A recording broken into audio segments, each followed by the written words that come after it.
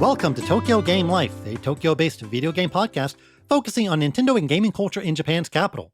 Your host Mono here to bring you a slice of gaming life from Tokyo. We're going way back in time as preservationist Caitlyn Pascal joins to chat about electro-mechanical games, aka Electro-Mecha. We explore the fascinating history of what Namco, Sega, and Nintendo made before video games, the amazing technology showcased, and Caitlyn's efforts to catalog these incredible machines. And in the game section, we travel back to the greatest time in human history, aka the late 1990s, as I look at Capcom Fighting Collection 2. Let's start with the feature on electro-mechanical games with Caitlyn Pascal.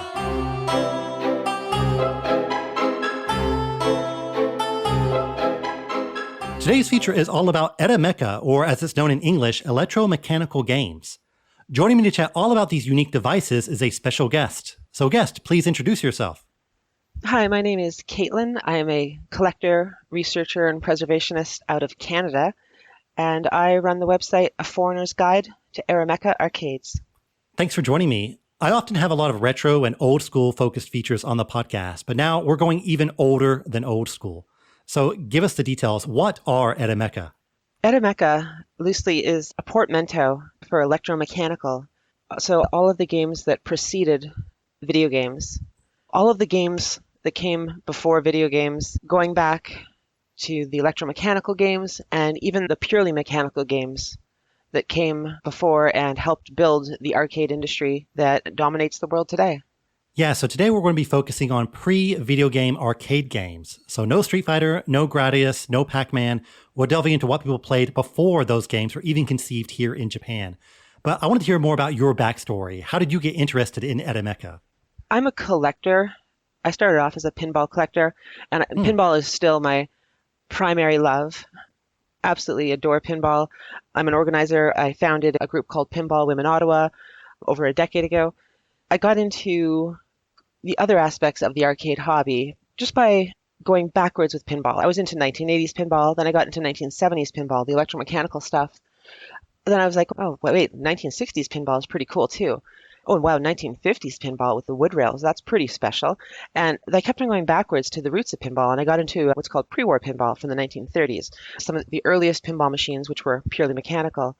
And during my research, I discovered the market of trade stimulators, which were smaller, usually countertop games, little games of skill and chance. And I found those really intriguing as well. Then I started realizing that this was not just a thing that existed in the USA, but it was a global trend, and I started tracking those as well. At the same time, I started doing something I called arcade explorations on my other blog. I have another blog called Pinball Novice, where I traced my pinball journey and also got into preservation work. I would look at something like a movie or a TV show, and I would just try and identify the machines you could see in the background. And this is a long-standing tradition in the pinball community. We call it pin spotting. And I started doing some Japanese shows, or Japanese movies, and I realized there was a lot of machines there I just didn't know about. So I wanted this research and dive in and work to identify them. There was not a lot of information out there, and I was like, oh, okay, what am I looking at here? These are very different things. I remember a long time ago, I had spent probably about 6 months watching a bunch of Game Center CX episodes, and yes. there was a couple where he went and played some candy store games, and that kind of gave me the context of part of the scene was in Japan. So that got me into being intrigued about, okay, wait, there's this whole avenue of machines in Japan that I didn't know about. And they were very intriguing. And there was one specific machine in Japan I was actually looking for as a collector. So that kind of got its hooks into me. And that's how I started diving into it. Yeah, I became more interested in them after I visited a place in Tokyo called the Dagashia Game Museum. Dagashia, of course, being like a candy store. So it features a lot of these types of machines that you talked about. And I've seen these type of Electro-Mecha games scattered across a few other arcades as well. And the variety of the gameplay and the craft of the machine can sometimes be pretty mind-blowing. Now, you talked a lot about pinball machines. Would a pinball machine be considered to be a type of Electro-Mecha, or is there more of a delineation there? I wouldn't focus too hard on the specific definition of Electro-Mecha, as it's kind of permeable depending on the individual. But definitely, pinball would count as it is an electromechanical device, especially with Japan's vibrant history of pin tables. This is not something that is espoused quite a lot, but Japan did have a lot of pinball history going for it, and even beyond what we know as like the Sega machines of the 1970s. The earliest flipper pinball machine in Japan that we know of came out in 1965. The earliest mechanical pinball machine in Japan came out in 1935. There's a lot of history there, and pinball is inextricably intertwined in Japan's Arameca history. So what would you say are the different types of Arameca machines, or I guess elements of a typical Arameca machine? Oh, there is no typical. Like, there's no generic, because Arameca, as we said, is just like a portmanteau of electromechanical, and that can be anything. Anything that can be there's so much that you can achieve through clever design and a little bit of electricity, perhaps with some solenoids and some lights. That's just the generalized framework for talking about all of these machines. And so it has come to be like, I kind of consider the Arameca machines as all of those machines that aren't video games has proved to be a decent definition, but of course ultimately insufficient. But there's no way to strictly compartmentalize and summarize. If there is something electromechanical moving, you could technically say it would be Arameca. And then as in more recent machines, you have a fusion of the electromechanical and the video game side quite seamlessly. But there is a special magic to watching something physical happen in real life. If you're at an arcade and you're playing a video game, it's all contained within the world of the screen. With sufficient computing power, it's fairly easy to emulate most video games. Perhaps there's some difficulties in terms of the interface device, like the replacement for the joystick. Perhaps it's a grid of buttons to slap. Perhaps it's a table you want to flip. But the world is still mostly contained within that screen. But an electromechanical game, like especially like a contemporary hybrid, let's think of the industry of mass metal games as a great example. You have physical things happening. You have coins falling and pushing. You have balls falling through pin traps and going through clunes. Those are all viscerally physical things, and they're exciting to watch. It's much more enjoyable to see physical balls falling in front of you instead of just emulated balls falling in front of you. Is there a definitive answer to what the first Japanese Arameca machine is? Is it the pinball machine that you mentioned earlier, or are there other examples of very early Japanese Arameca? That would be something up for debate. Like, it's one of those, like, anytime you ask a researcher, what is the first, you're going to just get an hour of hemming and hawing because Right. definitions are so fickle, and it would really depend on what kind of context you were looking for. So generally, if we want to go back to, like, let's say, what is the first kind of self-contained arcade game in Japan? And by that, I mean, it is a game you play. It has like an element of play. You interact with it physically, and you also operate it by putting in a coin. So something very familiar to a lot of people. That goes back to 1925, as best we know. And that would be a machine that's very similar to, at a glance, it might look like a pachinko machine, but it's not. Proper pachinko didn't really start until 1937, but it is like a catcher machine where the ball is fired up and it goes through a set of pins, and you have to move your catcher back and forth to win. That goes way back, but then you could even trace it even further if you so wanted, because early coin machines in Japan can go even further. For example, we have an example of, in the 1900s, there was an example of an automatic postage stamp vending machine. There's an even older example of a vending machine for dispensing beverages that goes back to the 1890s. And then before that, you could even trace the same arcade trends to, well, you can actually go to the Edo period and find arcade-style setups that include electromechanical sort of devices, like spring-loaded targets that people fired at with bow and arrow and blowguns. Wow. And so I see those as the base roots of what came later, because all those early trends that we see in the Edo period, in the Meiji period, like in the Meiji period, Japan had ball rolling, which was a game where you physically rolled balls up a board.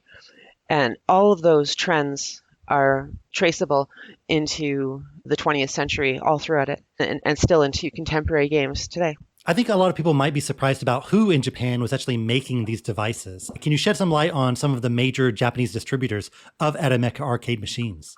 In Japan, I guess that would depend on what era you really wanted to focus on, because like the first like major player goes back to like the 20s and 30s, and that's where you have Endo-san and his company that dominated things at the very, very beginning, because there was only a few showcase arcades.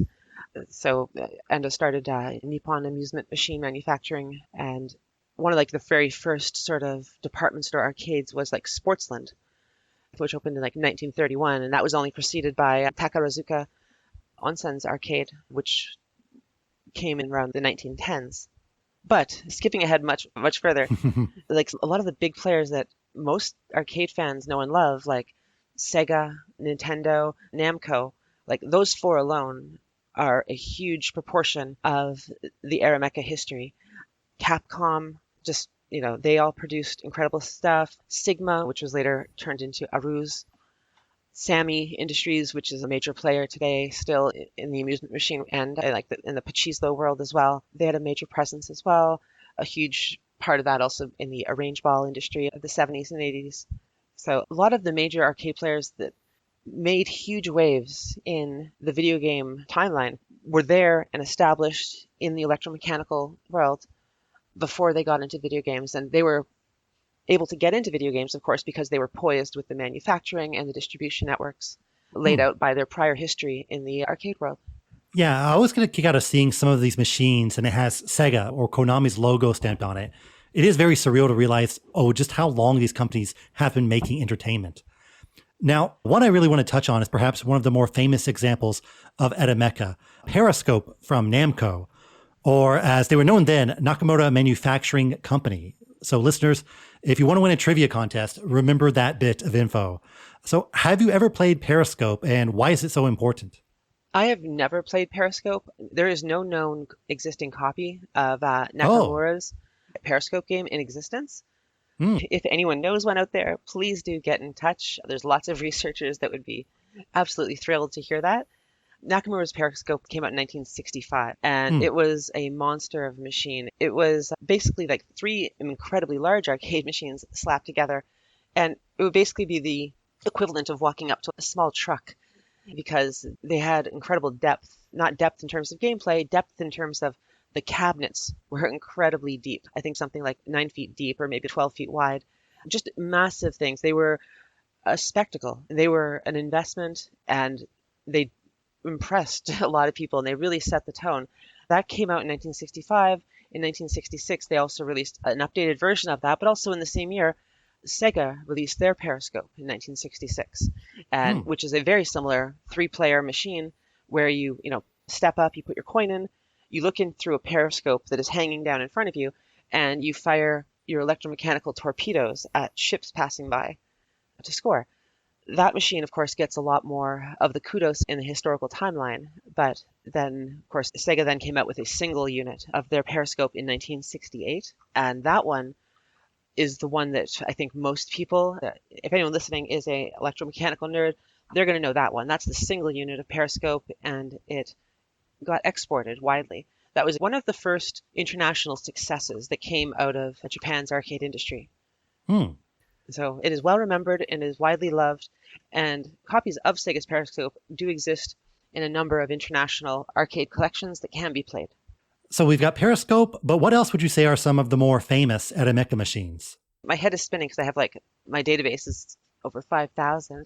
So I think one of the most important machines ever created was the Mini Drive machine by Kansei Seki, who also used the brand Casco that might be familiar with people. This is a driving simulator that came out in 1958. At a glance, it kind of looks like a small pinball machine in its styling, that it has a flat front playfield and then a back glass, but it has a steering wheel in the front, and inside there's a terrain that moves along a belt, and you move your car back and forth with the steering wheel, and you have to drive across Japan. This was an incredible hit, and many iterations came afterwards. There are still places you can play some of the later versions in Japan. That was a seismic shift for the industry because it showcased what can be done domestically. Another really important Arameca machine that came out was Indy 500 in 1968. This was also released by Kansei Seki, and this was in more of a traditional arcade cabinet that would be very familiar to any video game fan in terms of its proportions. They accelerator pedal at the bottom and a steering wheel up at the player's height. This was another electromechanical driving game, but a lot more elaborate, of course, than the Mini Drive.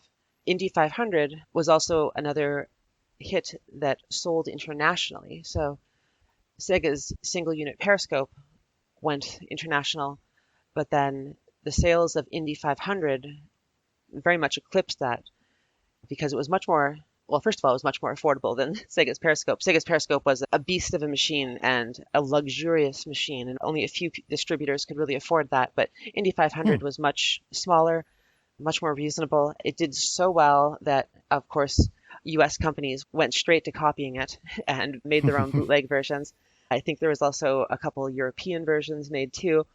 But that set the tone for Japan's export industry and told the arcade world that they should really pay attention to what's coming out of Japan, and kicked off a bit of an export boom in the early 70s. Yeah, one thing I noticed that when I was researching about Edomecha is that, people just freely ripped off other games and other companies. Like we mentioned, well, Periscope came from Namco, but Sega made up Periscope. And you also just mentioned, the American companies just copied these machines. I don't know if the copyright law was a bit more open back then, but there was, I think, very little shame in terms of, we're just going to make our version of this game and see what happens. Yeah, there was not as much worry about international law then, but there's also a lot less international distribution. They didn't have the same networks. That the shipping container network system only really took off in the 70s or the late 60s. But anyway, there was a long tradition in the arcade industry of just brazenly stealing sometimes. There was, especially internationally, because there was not the international distribution for a lot of things. So if you saw a cool idea in Germany, you could easily just get away with reproducing it in the USA. If there was a really fascinating machine in Japan, there wasn't really any severe mechanism for stopping someone in the UK from being like, oh, let's take that idea and do our own spin on it. It was a bit of a free-for-all in that regard. And certainly there was not a lot of respect for copyright. The issue of even licensing, doing licensed for intellectual property, was something that the arcade industry had to learn. And of course, given every single country's widely varying laws, that was learned in various ways over the years. Yeah, going back to what are famous Edomecha machines, I learned that Whack-A-Mole is from Japan. And it's one of those things you never really think about, but this game, which basically had so much cultural penetration that it became a slang phrase in English, is actually a Japanese title. Now, Wani Wani Panic, which is, I guess, a similar game, and you hit gators, you see that everywhere in Japan. And I always assumed this was the Japanese version of Whack-A-Mole, but no, Whack-A-Mole is the Japanese version of Whack-A-Mole. And one thing that really impressed me about these machines is that they often do a great job in utilizing both the physical and analog element of the machine, but they complement it with electronic effects. One game I played at an arcade is called Moto Champ from Sega.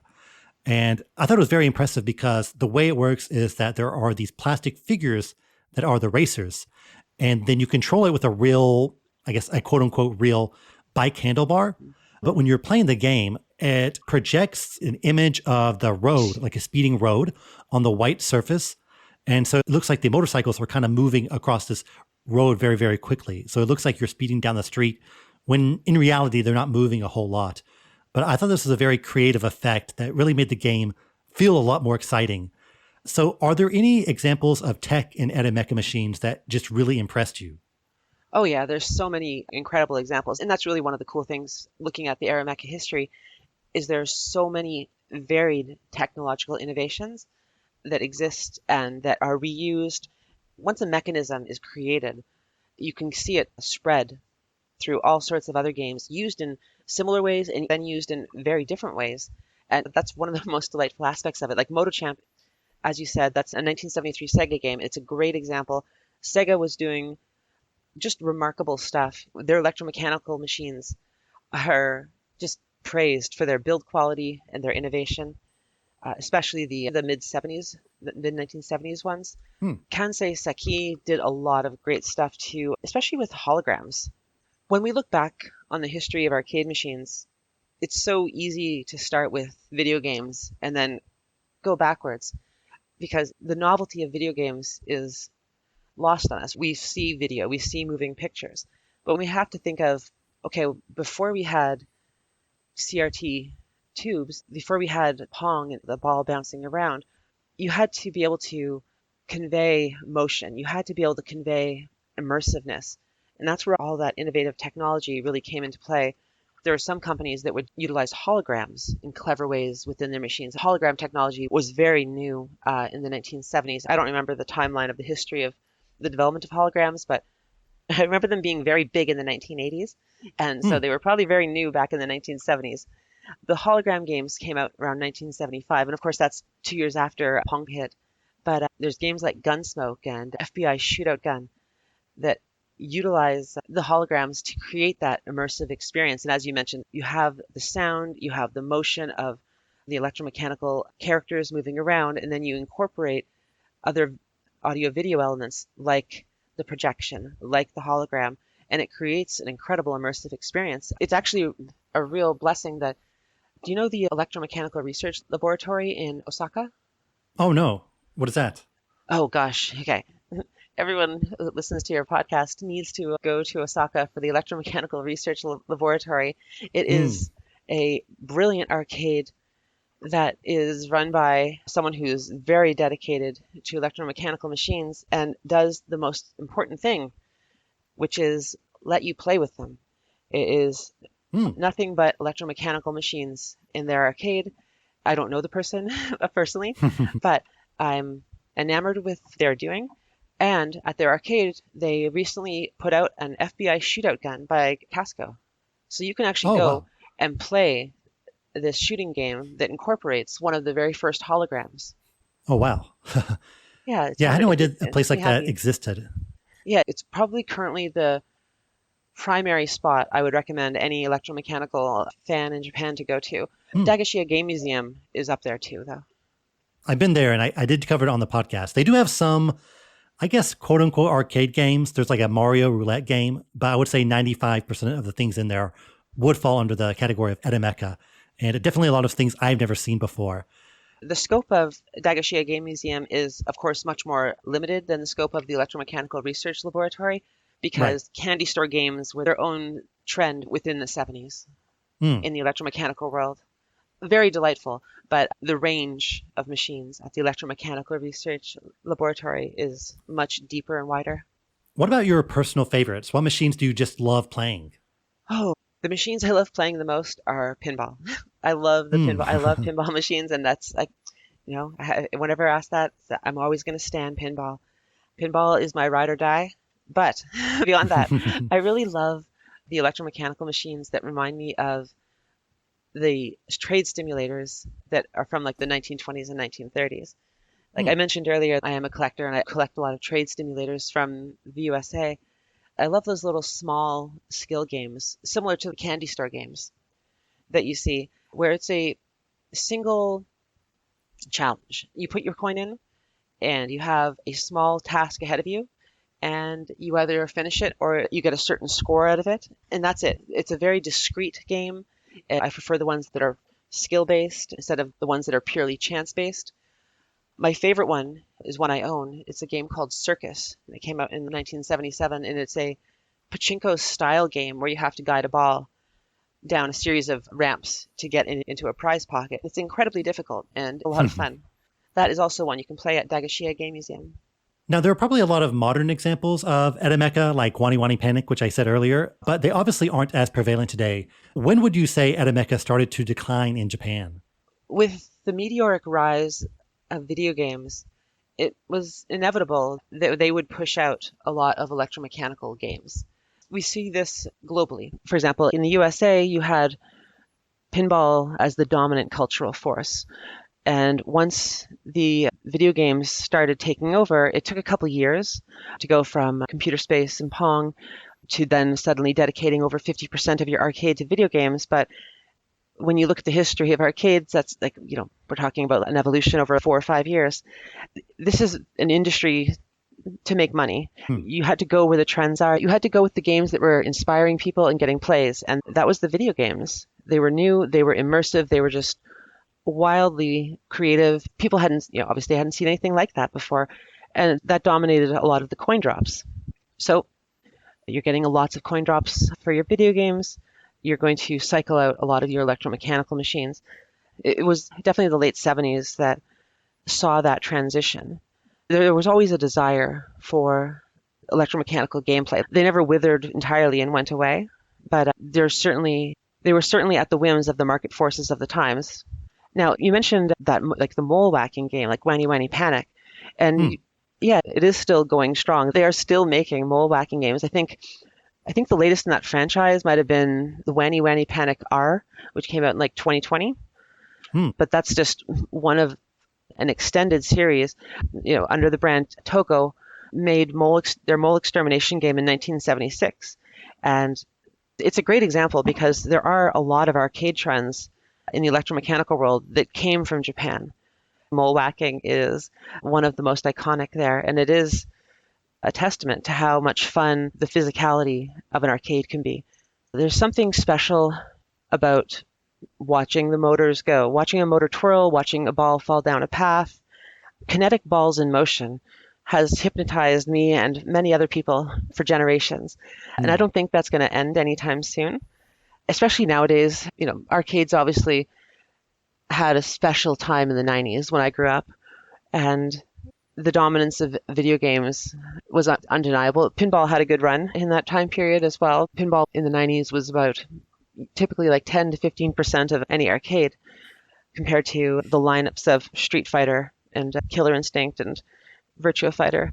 We hit that threshold of home console gaming, kind of usurping a lot of the zeitgeist from the video arcade, a lot of that specialness of going there. And now we're into the era with everyone has like a powerful computer in their pocket. There's a desire for novelty that goes beyond just the video game, and people really appreciate and enjoy the physicality of arcade games that have that physical interaction, whether that is something physical like mole whacking, or arcade games that have like a test of strength or a test of speed element to them, or we think of the contemporary resurgence of pinball and its growing popularity in the 2020s. It really shows that electromechanical will always have something to say in the arcades. I don't think it's ever going to go away.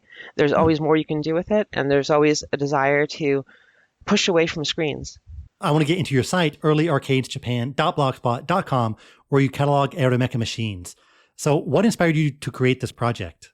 When I was looking for information, just as a collector, I found that there was very little out there at all, and especially very little out there for someone who speaks English. Even with the translation tools at the time, there was just a couple fleeting mentions. There was a couple websites that would maybe list like 10 or 20 machines, but the information was very scattered all around. I was like, okay, there's no compendium. I looked for a book. There wasn't much out there. And I started doing something called Arcade Explorations on my Pinball Novice blog. With the Arcade Explorations, I wanted to take a movie and document all the games within it. And I was documenting these Japanese ones, and I'd be, okay, here's this other Japanese game, and I'd write down the name, and I'd try to figure out when's this from. I wouldn't have further information on it, but I would say I'd have the date that that movie was filmed. So I was like, okay, here's this one machine. It exists in a film from 1972. So we know it existed in 1972 or earlier. And so I can make a little note of that. Then I discovered something the discovery that kind of changed everything for me was discovering the Game Machine archives.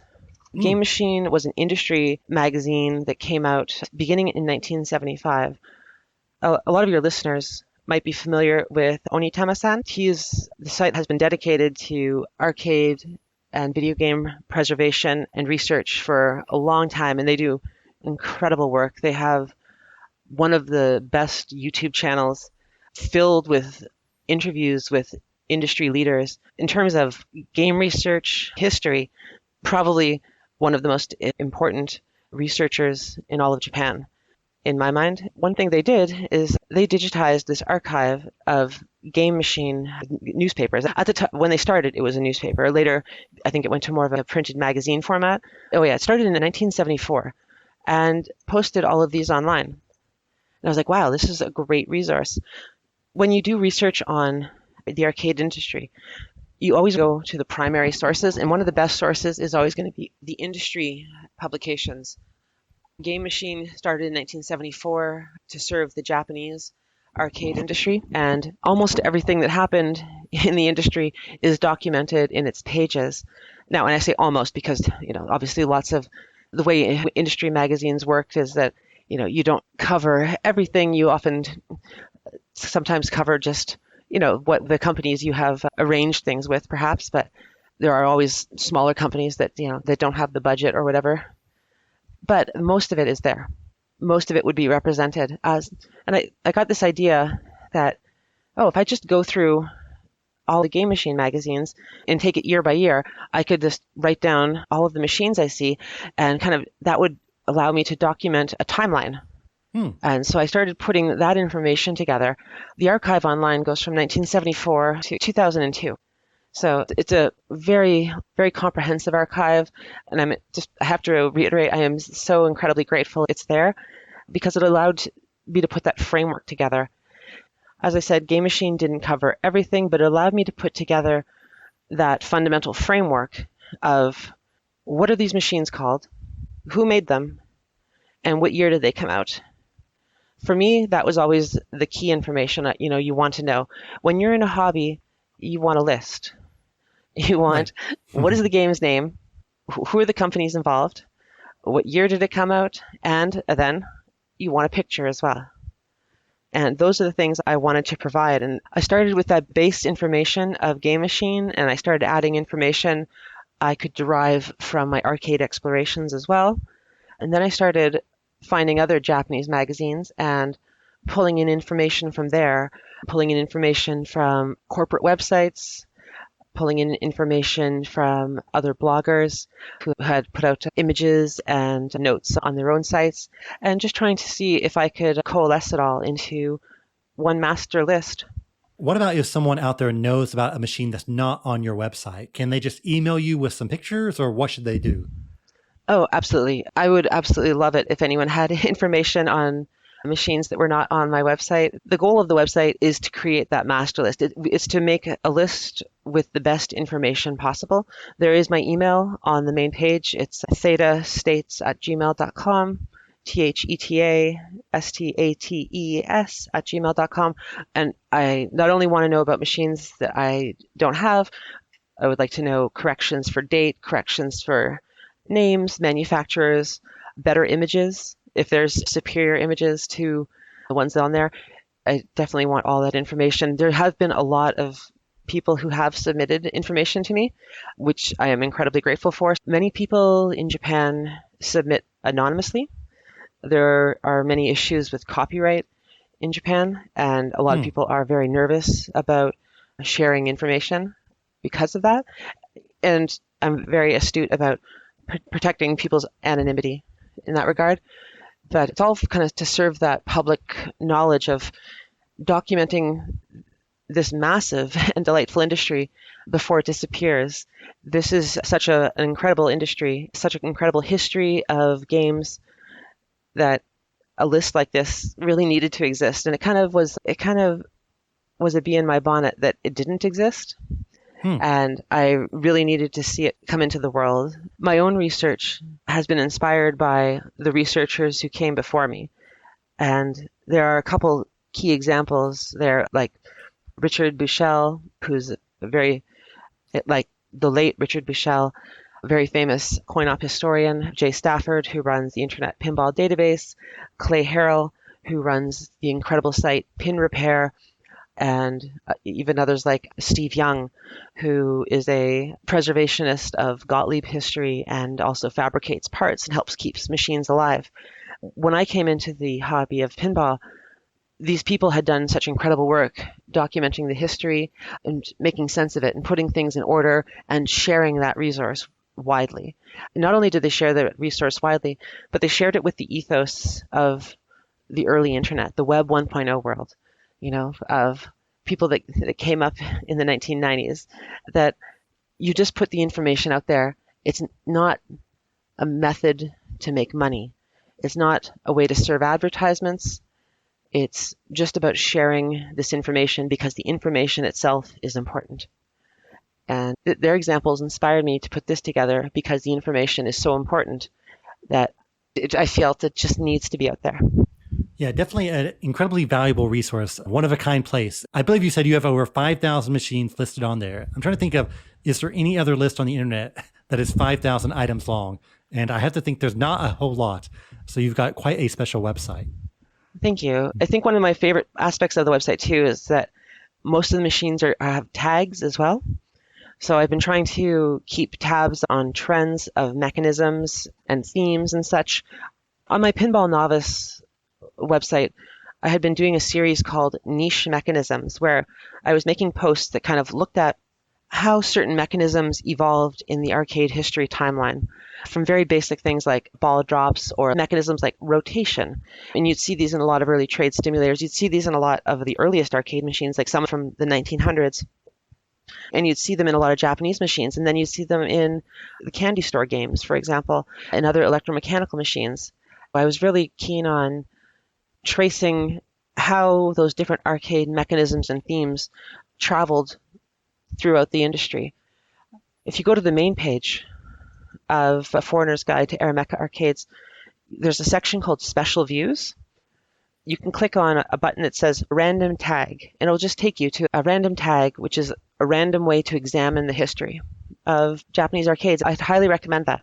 You might be surprised at what comes up there, because there's many fascinating and unique avenues to explore. Awesome. So that was our look at Arameca. So Caitlyn, where can people find you? A Foreigner's Guide to Arameca Arcades is at earlyarcadesjapan.blogspot.com, but I'm sure if you just type in A Foreigner's Guide to Arameca Arcades into a search engine, it should be one of the top 3 hits there. My contact information is all there as well, including links to my other blog, which is the pinballnovice.blogspot.com. And I'm always happy to talk to other researchers, and I'm always looking for new material to incorporate as well as preserve, because preservation is a large part of my work in this hobby, and we are very much interested in scanning and preserving any rare arcade documents. And the links to everything will be in the podcast description, so listeners, check it out. Caitlyn, once again, thanks for joining me. Thank you for having me.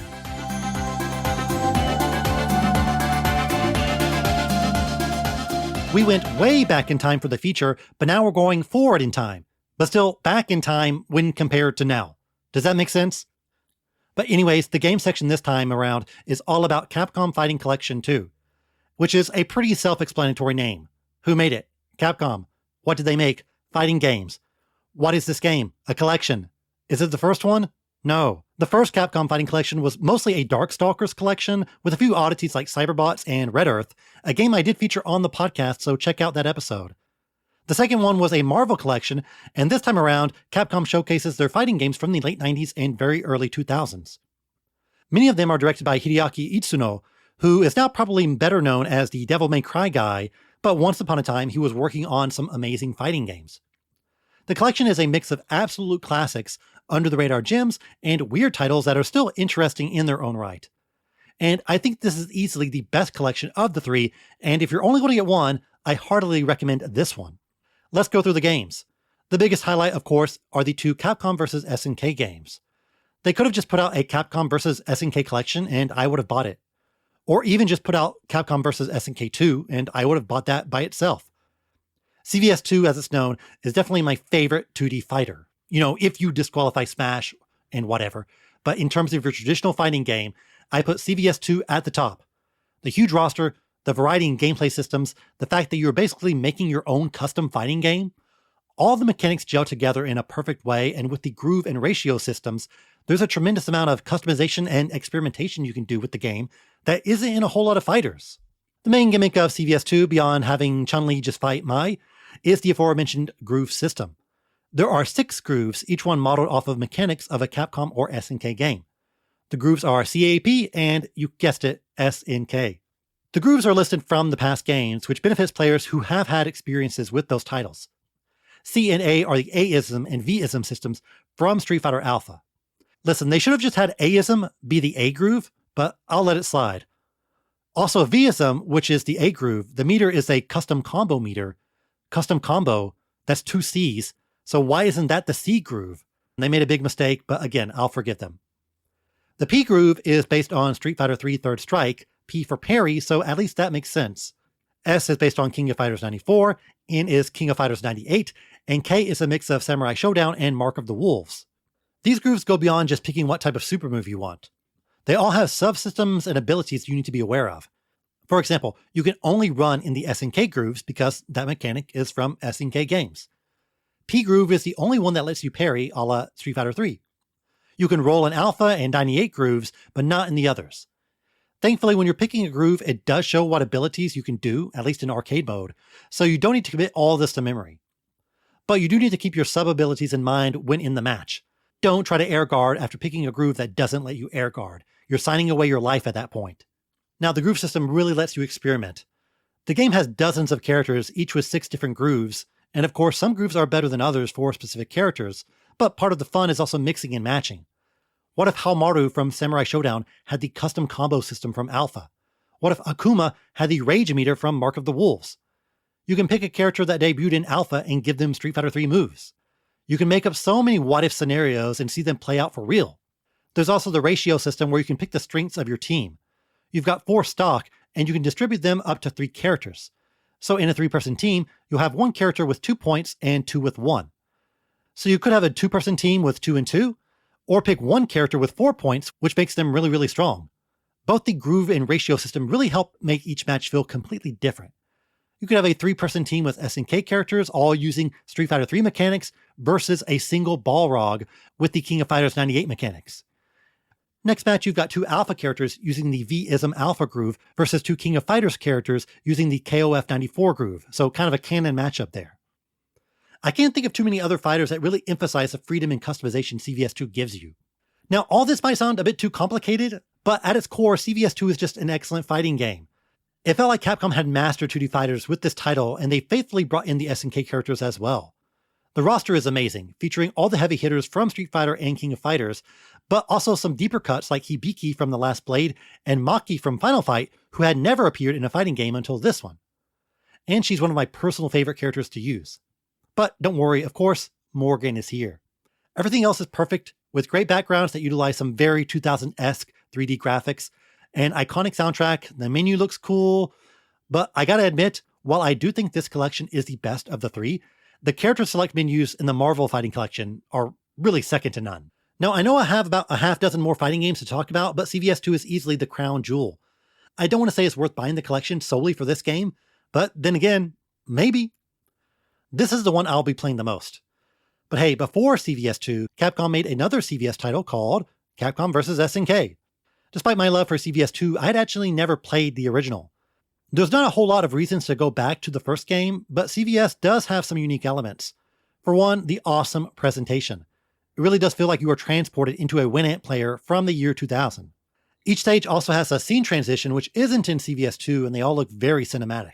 Sadly, there are only 2 grooves, and the ratio system is locked to characters in arcade mode, although in Versus you can change them up. So in arcade mode, for example, Geese is always 3 points. These limitations are kind of interesting since you need to be more thoughtful in allocating your points when making a team, but with CVS2, they took the shackles off and expanded on so much more. Obviously, CVS is a good start to what would lead into a much greater game. Both CVS games may be the marquee titles for many, but in a fairly close second place are the 2 Power Stone games. There were some leaks a long time ago that Capcom was working on a Power Stone collection, but then canceled it, but it's here now. These games might be most interesting to Nintendo fans since they are very Smash Bros. Adjacent. They are very colorful 3D arena fighters with a heavy emphasis on items and stage hazards. You don't need to think about grooves or combos, quarter circle motions. You've got an attack button, a jump button, and an interaction button, and that's about it. Very simple, very chaotic, very fun. Power Stone is actually a 1v1 title, but the peak is obviously Power Stone 2, where you can have 4-player battles in large interactive arenas. You're not coming to these games to master a character or learn frame-perfect guards. It really does feel like a big Mario Party minigame in a way. Not to discount the game's depth in any way, but a lot of the fun is derived less from you stringing together some combo and more in using a magic wand to freeze an enemy and then jumping into a turret to blast them with missiles. Again, going back to is this collection worth it for just one game, I will say that the idea of playing Power Stone 2 online in 2025 was a major reason why I picked this game up. And I did it. I played multiple online battles in Power Stone 2 in 2025. Now, a month from now, will I be able to find a game? Probably not, but at least for a few glorious days, I was able to experience it. Like CVS2, I had actually never played the first game, and I gotta say, Power Stone 2 is just way better. It simplifies the controls, and 1v1 battles in the first game, it just doesn't feel as fun in cramped environments. I like the big open spaces in Power Stone 2. It gives you more room to escape, to regroup, find some crazy item like Goku's expanding pole, or a rocket launcher or a gun that shoots out bubbles. You can throw a pot on somebody's head and they get all dizzy. Listen, this is what games are all about. Power Stone 2 also has mid-match stage transitions that are completely silly, like running away from the boulder from Indiana Jones or fighting while skydiving. Power Stone 2 is just non-stop goofiness, non-stop fun. People have been wanting Power Stone 3 forever, and I do feel that couch co-op has made somewhat of a comeback, so a very wacky multiplayer-focused title, it might be a hard sell as a full-priced game, but I would love it for Capcom to have another crack at this series. Then we get a thematic pair, Project Justice and Plasma Sword. These are both sequels to more well-known game, Rival Schools and Star Gladiator respectively. I don't know why the first games aren't in here, but these are two very under-the-radar picks. I think a lot of people have tried out Rival Schools on PlayStation, but Project Justice, whose only home port was on the Dreamcast, is less well-known. For one, they did the cardinal sin of giving the sequel a completely different name, something that Plasma Sword is also guilty of. I mean, what's going on here? Also, Project Justice came out in America on Dreamcast in May 2001, months after Sega said, hey, we're not going to make the Dreamcast anymore. Project Justice is a 3D fighter, but you're not crossing dimensions as much as in Tekken or Virtua Fighter. It does feel like a 2.5D fighter most of the time. And the main premise is that all the characters are part of a Japanese high school. Now, are these subtle portrayals of real-life Japanese high schoolers? Not at all. The tropes are ramped up 1,000,000%. You've got a schoolgirl, you've got a volleyball player, a soccer player, the school bully, someone in the photography club, a cheerleader, the school nurse, and principal. It's filled with characters you won't see in other fighting games. And everyone has awesome, striking designs, and the 2D character art is some of the best ever from Capcom. It's a 3v3 fighter, and while there aren't tag-ins like Marvel, you can pull off special attacks that utilize the other characters. These combo attacks have wild animations, like all three characters form a giant wheel to run over the enemy. You're going to want to keep playing just to see all the crazy special attacks, not too unlike the Marvel games. And like with Marvel, the team of attacks often have very different abilities. They aren't all just a random super attack. If you do a combo with the nurse, she heals you up, for example. So there is some strategy in building a team that can do different things. The high school setting is the game's biggest selling point and why a lot of people still remember the series, but it is a very solid fighter that is pretty easy to play even today. Definitely one of the highlights of the collection. Now the next game, I wouldn't call it a highlight, but it is a fun addition, Plasma Sword, aka Star Gladiator 2. Remember Hayato from Marvel vs. Capcom 2? He's from this. It's a futuristic 3D weapons fighter not unlike Soul Calibur. But while this game came out around the same time as Soul Calibur in 1998, Plasma Sword does feel like a generation behind that game. But hey, most games are not as good as Soul Calibur, so I can't blame them. But it is interesting to play what was Capcom's attempt at the genre. Now, legends say that Star Gladiator was intended to be a Star Wars game, but I didn't find a whole lot of info about if this was a pitch to Lucasfilm, or if they had the license and then lost it, or what. But a lot of the designs are ripped straight out of Star Wars. Hayato is Luke. The bad guy is Bilstein, who is their take on Darth Vader, and I gotta say, this is a very cool looking Darth Vader ripoff. There's a fake Chewbacca, the main girl is a mix of a Chinese martial artist and Leia with that weird hair. A lot of the designs are very charming despite being very liberally lifted, and the overall art style is kind of reminiscent of PSO, which I really like. Now, going back to Soul Calibur, the characters are not nearly as distinct or fun to use, and the animations and controls are nowhere near Namco's Fighter. I don't want to say this is a bad Soul Calibur, because it is interesting for what it is, but it's not as immediately impressive as, say, Project Justice. It does have super moves, though, which weren't added into Soul Calibur until much later, so maybe this game's influence is stronger than I thought. Another tidbit, while a lot of the games in this collection were released on the Sega Naomi, Plasma Sword is on the Sony ZN2, something I admittedly had never heard of, but it is based on PS1 hardware. Ironically, Rival Schools is also based on that board, but Project Justice is on Naomi. And yeah, Plasma Sword doesn't look nearly as good as Project Justice. Next game, Street Fighter Alpha 3 Upper is also here, which is the first Western release of this final version of Alpha 3. What's new? They added in a few more characters from Super Street Fighter 2 and fixed the infinite combo glitch, along with some other rebalances. I'm a big Alpha 3 fan, so it is fun to play this updated version, Though I do wish they gave these Super Street Fighter II characters newer designs. They are just kind of copy and pasted into this game. The last game in the collection is perhaps the black sheep of all Capcom fighters, Capcom Fighting Evolution, perhaps best known by the cooler Japanese name Capcom Fighting Jam. This is the most recent game in the collection, releasing back in 2004, but it's well known for being one of the worst Capcom fighters. Worst might be an exaggeration, but it's at least one of the most disappointing, and it came out at a time when Capcom truly had no idea what their future was in terms of fighting games. It is a Capcom crossover fighter featuring characters from Street Fighter, Darkstalkers, and yes, Red Earth. The most exciting aspect of the game is that you can play as Red Earth characters, including two of the bosses, Hauser and Hydron, which were not playable in Red Earth. Another new character is Ingrid, which is a fairly popular Capcom creation, and I think it is heavily rumored that she is coming to Street Fighter VI, so you can check her out here first. I'm sorry though, I tried out Ingrid and I just don't like playing as her. Now, why is this game bad? For one, it does feel like they just copy and pasted a lot of sprites into the game, which is fine sometimes, but they also cut out a lot of the animations from those characters, so it's not one-to-one. For example, Ryu and Chun-Li are their Street Fighter III sprites, but they don't have all their Street Fighter III sprite animations. Also, the graphics really don't gel with each other. There doesn't feel like a cohesive art style at all. Imagine if every character was Morgan level in terms of sticking out like a sore thumb. The backgrounds are also very blurry and a huge step down from CVS2. Now, outside of looking ugly, the mechanics of tying abilities to the characters seems like a major step back from the groove system of CVS2. For example, the Darkstalker characters can only use abilities and mechanics from Darkstalkers. I mean, it would be more fun to mix and match abilities, right? The roster outside of the Red Earth characters is also fairly small and not interesting. The whole game in general feels like a major downgrade from CVS2. The Shinkiro artwork, at least that's pretty nice. Now, while this game isn't great, it is a good thing to throw in a collection. I'm never going to buy Capcom Fighting Jam on its own, but toss it in here with some other great games, and yeah, I'll play it at least for a little bit. Outside of the games, the feature set is pretty much exactly the same as the other Capcom Fighting collections. But this time, we've got Versus Mode.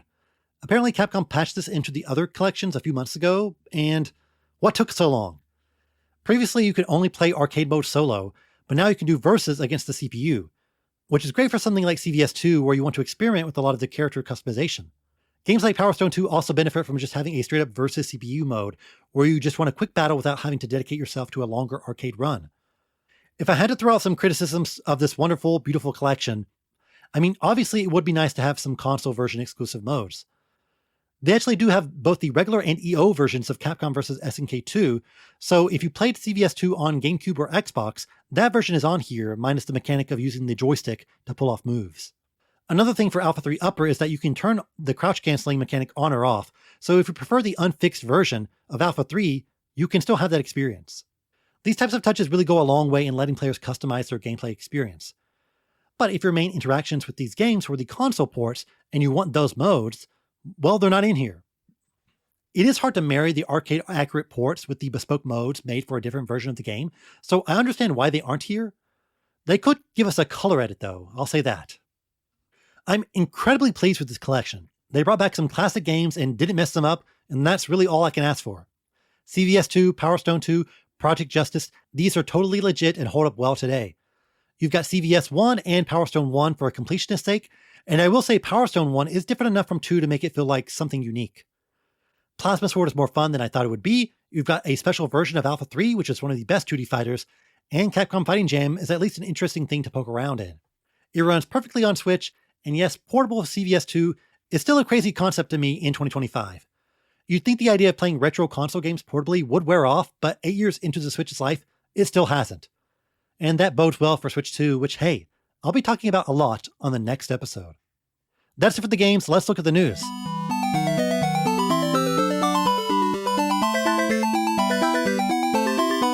Again, kind of light on the news front, or at least news I care about.